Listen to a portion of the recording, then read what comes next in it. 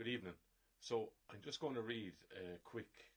It's not actually that quick, but a tweet, a post on X from Conor McGregor, and he's speaking following the stabbings in Ireland yesterday, right? So, and before I get into this, Conor McGregor does not need to be your cup of tea. Conor McGregor, nobody is trying to make a hero of him. I'm not trying to make a saint out of him.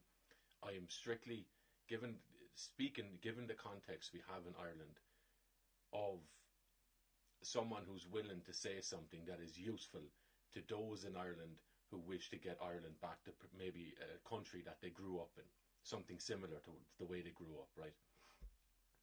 And he's probably the most prominent person that we have who's speaking for the benefit of Irish people, right? So I'll read it. He says, quote, "The old rinse and repeat statements ring out again from government officials across social media as 4 people had their necks cut at their homes by a homeless South American man with mental health issues. Nothing more after that ever. Zero action but the same statement over and over, till the next one to dust off the old paragraph again. Sorry to hear, thank you, swift response, get better soon. For me, even just one of these instances occurring, and there have been many, is enough to realise we need a full overhaul of multiple systems currently in place in Ireland. The growing homeless figures, coupled with the constant rising cost of living in Ireland, is a national emergency. Mental health services in Ireland are non-existent. Couple that with a blasé, right this way border and a disgruntled native population, and you have a real recipe for disaster, which, make no mistake, from all visible actions we see, is exactly what this government want. We've been ushered unwillingly into terrible times in Ireland. From a martial arts self-defence perspective, all I can say to the people of Ireland is keep your eyes peeled at all times. Stay ready. Record homeless and rising, cost of living rising, mass immigration, a greed-ridden racket. Zero mental health services. We've no infrastructure or systems in place to handle this mass influx. We are witnessing the destruction of Ireland in live time, as rotating Taoiseachs, whatever that even is. Who decided this? Never in the history of the state have we had rotating Taoiseachs. I lay the blame squarely on Micheál Martin and Simon Harris, the 2 Klingons. The days of Fianna Fáil, Fine Gael rule over Irish affairs must end. Party politics does not serve the people, it serves the party. We are fed up. Put me in office and I will be on them heavy and daily. I am of no party. Ireland, you will decide this.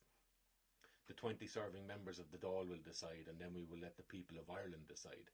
My honest heart, I'd rather more time, but we do not have that luxury. I volunteer my life for Ireland. I care about the future of my country and its children. I envision prosperity for the people of Ireland. I envision an end to rapid inflation. I envision housing for homeless, fixing our medical services, ending corruption and the abuse of our money. Ireland, it is time. Vote McGregor.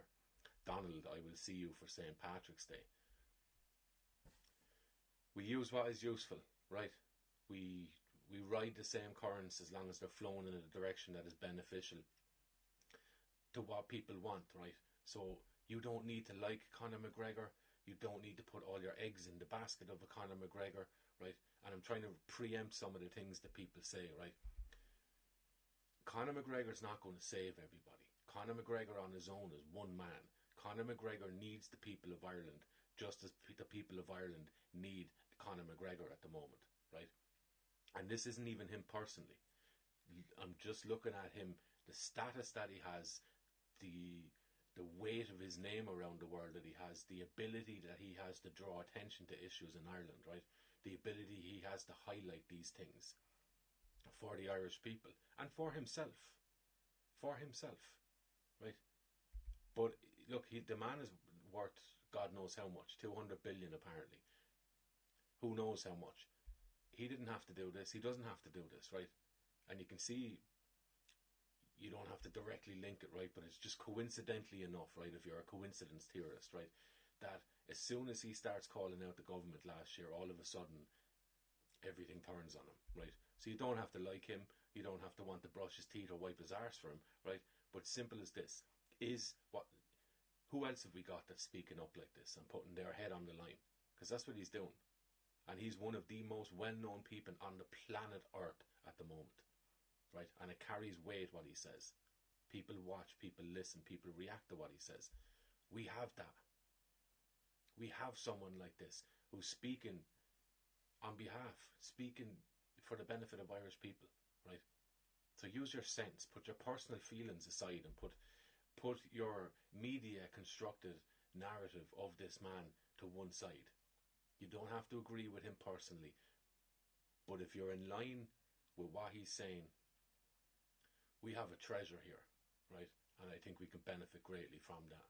Again, we're not making heroes or gods of these people, but we recognize what is beneficial to us. We use what is beneficial to us. And we dig our heels in, right? And we do our thing. This is good stuff.